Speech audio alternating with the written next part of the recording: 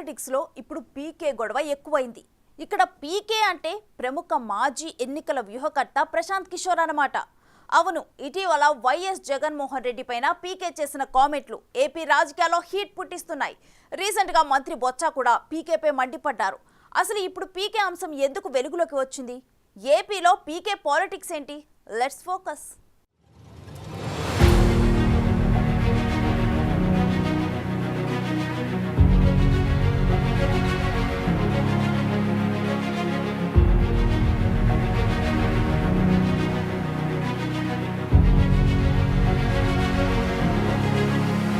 దేశ రాజకీయాల్లో పీకే గురించి తెలియని వారంటూ ఉండరు.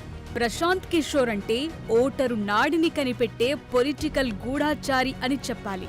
షార్ట్ కట్లో పీకేగా పాపులర్ అయిన ప్రశాంత్ కిషోర్ ఏ పార్టీకి పనిచేస్తే ఆ పార్టీకి పగ్గాలు దక్కుతాయని అనుకునేవారు. పీకే ఏదైనా పార్టీ కోసం సంతకం చేశాడంటే ప్రత్యర్థి పార్టీలకు నిద్ర కరువయ్యేది. ఓటమి తప్పదనే అభిప్రాయానికొచ్చేసేవారు. ఒక విధంగా రాజకీయ వ్యూహకర్త అనే పదాన్ని సామాన్య ఓటర్కి సైతం పరిచయం చేసిన పాపులారిటీ పీకేది. ఇప్పుడు దేశంలో ప్రతి పార్టీ రాజకీయ వ్యూహకర్తలను అపాయింట్ చేసుకుంటుందంటే ఈ ట్రెండ్ పీకేతోనే వచ్చిందనటంలో సందేహమే లేదు. అలాంటి పీకే ఇప్పుడు ఏపీ రాజకీయాల్లో మంట రేపుతున్నాడు. ఇటీవల సీఎం జగన్ పరిపాలనపై పీకే చేసిన వ్యాఖ్యలు ఇప్పుడు ఆ రాష్ట్రంలో ప్రకంపనలు సృష్టిస్తున్నాయి. అధికార ప్రతిపక్ష నేతల మాటల యుద్ధానికి దారితీస్తున్నాయి.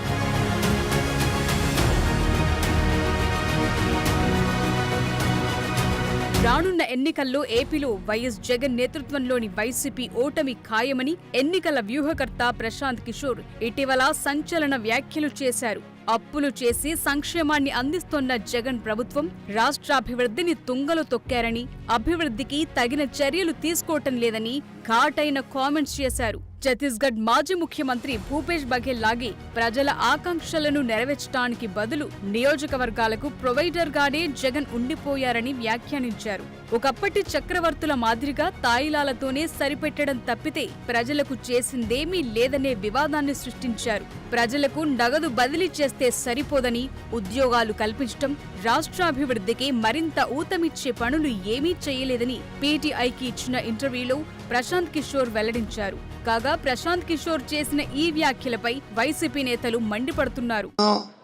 ఆయన ఇచ్చిన ఆలోచనలు, ఆయన ఇచ్చిన సలహాలు, ఆయన ఇచ్చిన చూసి ఇది ఓవర్ డ్రైవ్ అవుతుంది, దీనివల్ల రాష్ట్రానికి నష్టం వస్తుంది, వ్యవస్థ నష్టం వస్తుంది, బాబు బై బై సీయూ అని చెప్పి అని చెప్పాం.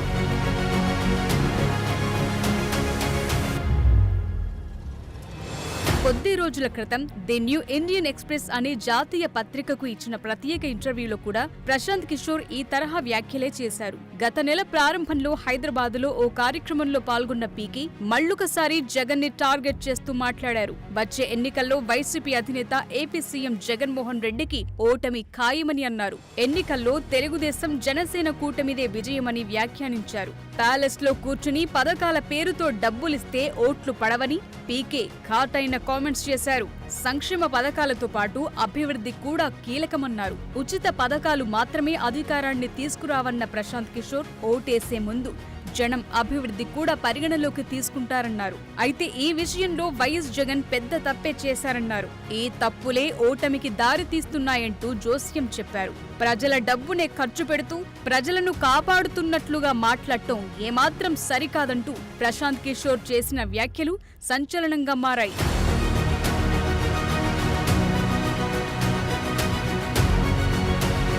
అయితే ఈ సందర్భంగా పీకే తాను ఏపీలో గెలుపోటములపై ఈ వ్యాఖ్యలు చేయటం లేదన్నారు. గతంలో ఆంధ్రప్రదేశ్లో పనిచేసిన నేపథ్యంలో తాజా రాజకీయ పరిణామాలను దృష్టిలో పెట్టుకుని ఈ వ్యాఖ్యలు చేసినట్లు ప్రశాంత్ కిషోర్ స్పష్టం చేశారు. ఏపీ అభివృద్ధి విషయంలో జగన్ సరైన నిర్ణయాలు తీసుకోలేకపోయారని అభిప్రాయపడ్డారు.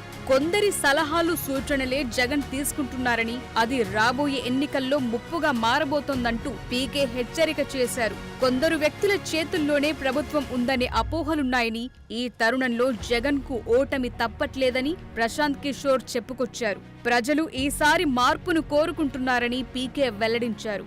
దీంతో పీకే వ్యాఖ్యలపై వైసీపీ నేతలు, మంత్రులు తీవ్ర స్థాయిలో విరుచుకుపడుతున్నారు.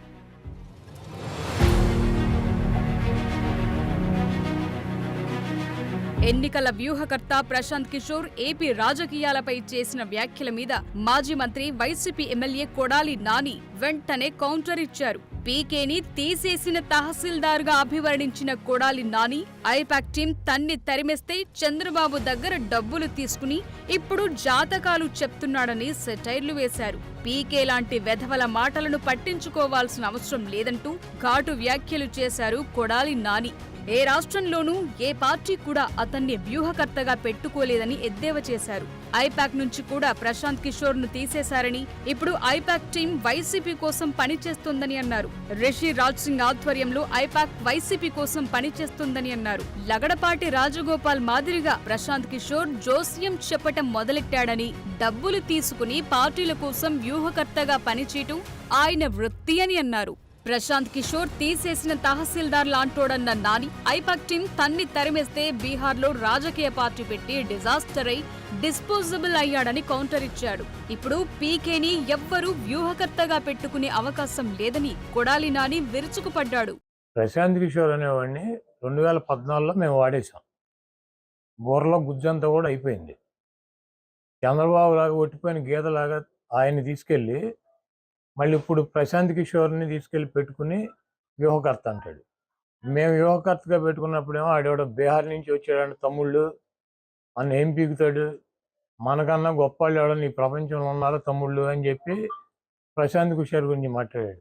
ఇదే రాధాకృష్ణ, ఇదే రామోజీరావు, ఇదే బిఆర్ నాయుడు ఏం చెప్పారు? చంద్రబాబు నాయుడు బాబాయిని చంపటానికి ప్రశాంత్ కిషోర్ ప్లాన్ చేసి ప్రజలను రెచ్చగొట్టి గెలిచాడు. కోడికత్తితో జగన్మోహన్ రెడ్డి గారు పొడిపించుకున్నాడు. వీటన్నిటికి కూడా ప్రశాంత్ కిషోరే ఉన్నాడు అన్నాడు. ఇప్పుడు చంద్రబాబు నాయుడు పేక్కోంచుకుంటాడా, లేకపోతే లోకేష్ తండ్రిని చంపుతాడా ప్రశాంత్ కిషోర్ ఆధ్వర్యంలో? ఇవన్నీ కూడా వాళ్ళకే తెలవాలి. అవుట్డేటెడ్ పొలిటీషియన్ అనమాట. అయిపోయినప్పుడు 2019లో వాడేసింది తీసుకొచ్చి ఇప్పుడు 2024లో వాడదాం అనుకుంటున్నాడు. ప్రశాంత్ కిషోర్కి ఐపాక్కి ఏం సంబంధం లేదు. ప్రశాంత్ కిషోర్ వెస్ట్ బెంగాల్ ఎలక్షన్ అయినాక నేను వ్యూహకర్తగా ఉండట్లేదు, నేను తప్పుకున్నాను, నేను ఒక రాజకీయ పార్టీ పెట్టానని చెప్పి బీహార్లో రాజకీయ పార్టీ పెట్టి పాదయాత్ర చేసి ఈరోజు ప్రశాంత్ కిషోర్ మమతా బెనర్జీ మాట్లాడమంటే చంద్రబాబుని ఇండియా కూటమిలో చేరమని చెప్పి అడగటానికి చర్చలు జరపడానికి వచ్చారు. చంద్రబాబు నాయుడు ఒక పక్కన పవన్ కళ్యాణ్ని పెట్టి ఒక పీకేని పెట్టి బీజేపీతో చర్చలు జరుపుతున్నాడు. ఇంకో పీకేని పెట్టి అటు ఇండియా కూటమి మమతా బెనర్జీ కాంగ్రెస్తో చర్చలు జరుపుతున్నాడు. చంద్రబాబు నాయుడికి 2 కళ్ళ సిద్ధాంతం. ఎవడు అధికారంలోకి వస్తాడు చంద్రబాబుకి అర్థం కావట్లా. కేంద్రంలో బీజేపీ వస్తుందా కాంగ్రెస్ వస్తుందా ఎవడు వస్తాడు అన్నది కన్ఫ్యూజన్లో ఉన్నాడు. కాబట్టి వీళ్ళు కాకపోతే వాళ్ళు కాకపోతే వీళ్ళు ఇతర పీకేలను పెట్టుకున్నాడు. ఒక పీకేనేమో బీజేపీతో మాట్లాడుతూ ఉంటాడు, ఇంకో పీకేనేమో కాంగ్రెస్ ఇండియా కూటమితో మాట్లాడుతూ ఉంటాడు. ఇవన్నీ కూడా ప్రజలు గమనిస్తున్నారు. చంద్రబాబు నాయుడు ఏ పీకేని పెట్టుకున్నా జగన్మోహన్ రెడ్డికి ఇంటికి కూడా పీకేదేమి ఉండదు.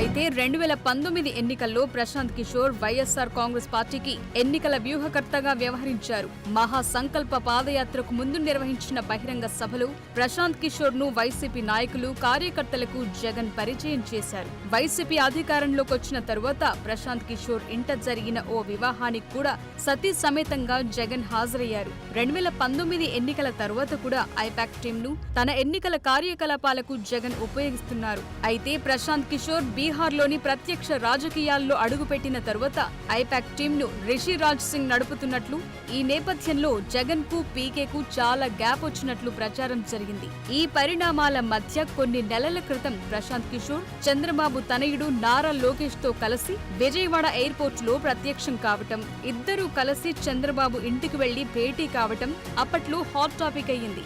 దీంతో ప్రశాంత్ కిషోర్ పై వైసీపీ నాయకులు బీహారీ గజ దొంగతో చంద్రబాబు చెట్టాపట్టాల్ అంటూ కామెంట్లు కూడా విసిరారు. ఇలాంటి సమయంలో వైసీపీ ఓటమి ఖాయమంటూ ప్రశాంత్ కిషోర్ చేసిన వ్యాఖ్యలు ఇప్పుడు ఏపీ రాజకీయాల్లో సంచలనంగా మారాయి.